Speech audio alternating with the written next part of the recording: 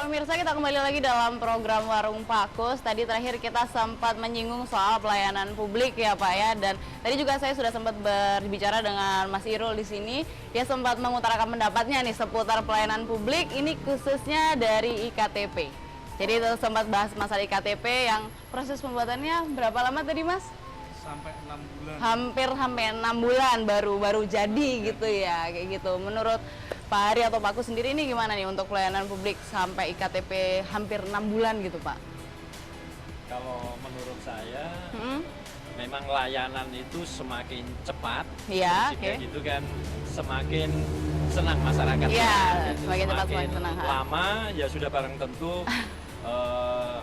itu akan membuat banyak persoalan baru yang tumbuh di masyarakat. Oleh karena itu bagi saya bagaimana pemerintah bisa lebih fasilitasi terhadap kebutuhan-kebutuhan masyarakat yang sangat kompleks. Iya, benar. Mempercepat itu, saya kira itu. Iya, tapi kalau menurut Pak Hari sendiri nih ya, kriteria pelayanan publik yang prima itu sebenarnya seperti apa sih Pak? Ya sudah barang tentu berkaitan dengan bagaimana masyarakat itu mudah, murah, Murah, oke. kemudian efisien waktu, Untuk masalah waktu ya. memperoleh seperti apa yang diharapkan.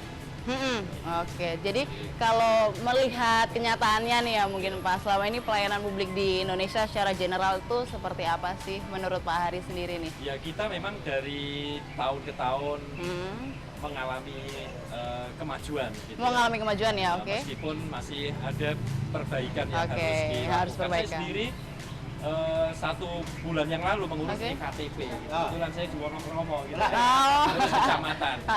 Kemudian saya ngurus 1 bulan yang lalu disuruh mengambil pas bulan Desember pas ulang tahun saya. Waktu, iya benar Pak. Tapi hitungannya kira-kira 3 bulan. 3 bulan Jadi ya. mungkin ada yang 6 bulan, ada yang saya bisa 3 bulan. Ada yang 3 bulan, beda-beda ya. Saya berharap betul-betul Desember itu sudah jadi kan. Ya, saya untuk kepentingan berbagai macam selama ini kan, saya berharap bisa segera dapat IKTP. Oke. Jadi apa begini? Gimana, Pak Bos? Tentang pelayanan publik ya secara khusus di Jawa Timur. Iya, lebih ke Jawa Timurnya ini gimana Pak? Saya juga bertepatan, walaupun saya ketua DPD PD Perjuangan Provinsi Jawa Timur, saya ini bertepatan juga menjadi anggota DPRD Provinsi Jawa Timur sudah 3 periode ini. Nah, dulu kami menyadari betul tentang bagaimana pelayanan publik di masyarakat itu menjadi sangat ribet ya Pak Eri ya. Ribet, oke. Betul, jadi sangat ribet. Nah, waktu Pak Gubernur sekarang, Pak Dekarwo itu masih menjadi sekda juga, kita sudah menggagas suatu peraturan daerah. Jadi Provinsi Jawa Timur ini pertama kali sebelum ada undang-undang tentang pelayanan publik ya Pak Eri ya. Jadi undang-undang tahun 2005 kalau saya tidak salah, seperti itu. Kita di Provinsi Jawa Timur ini juga sudah membuat perda sebelum undang-undang tentang pelayanan publik itu lahir. Kita sudah membuat satu peraturan daerah tentang pelayanan publik. Nah, konteks kenapa kita melakukan itu? Jadi begini, satu contoh sederhana, kalau kita melihat di lembaga-lembaga pelayanan publik yang disiapkan oleh pemerintah. Satu contoh sederhananya juga di situ kan di ruang tunggu pelayanan selalu ada TV. Nah, kita melihat dari hasil survei kita pada waktu itu dengan semua stakeholder, kita melihat TV ini menghadap kemana? Itu indikasinya saja untuk bidang pelayanan publik. TV ini menghadap kemana? Kalau TV itu menghadap kepada yang memberi pelayanan, itu bahwa artinya pelayanan publik di situ itu amburadul. Kenapa?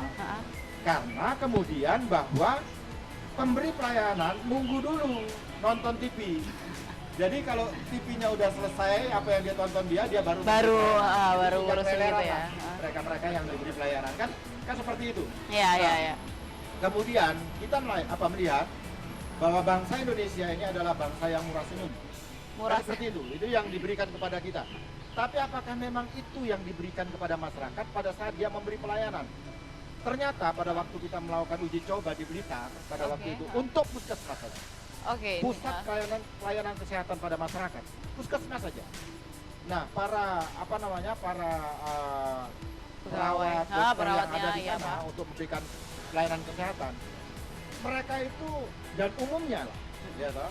Tapi kami yang melakukan survei itu ada di Blitar pada waktu itu. Mereka pada waktu pasien datang itu bukan menerima dengan senyum.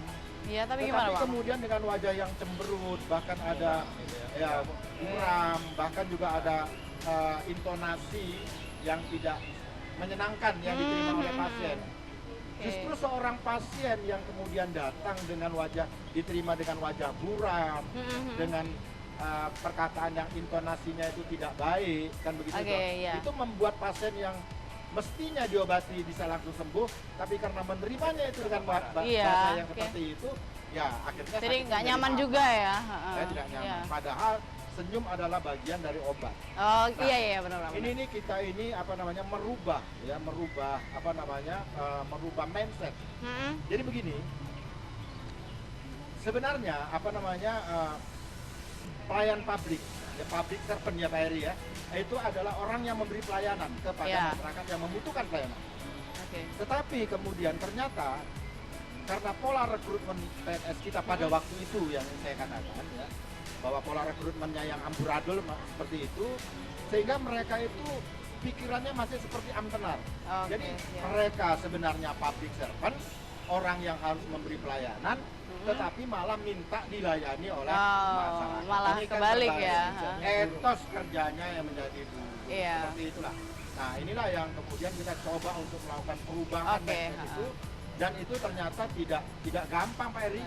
Tapi mungkin ada Bapak atau Ibu sendiri di sini pengen mengungkapkan pendapatnya nih seputar pelayanan publik. Bisa coba aja, nggak apa-apa Pak. Pelayanan publik untuk di Surabaya itu yang saya tahu itu sudah lumayan bagus. Sudah lumayan bagus ya. Iya. Karena ya mungkin dari pimpinan di kota ini juga ya mempengaruhi karena kedisiplinan gitu. Kalau di kota-kota lain mungkin agak kurang yang saya tahu. Di kota-kota lain agak kurang. Ya mungkin ini pendapatnya dari ibunya, dan kita mungkin karena kalau cukup Surabaya udah cukup oke, mungkin kita akan membahas yang lebih luas ya. Jadi mungkin habis ini kita akan bahas soal solusi nih ya, gimana pelayanan publik itu bisa menjadi lebih baik untuk masyarakat. Jadi pemirsa, jangan kemana-mana dulu karena kita akan terus membahas soal pelayanan publik ini di warungnya Pak Kus. Tetap bersama kami.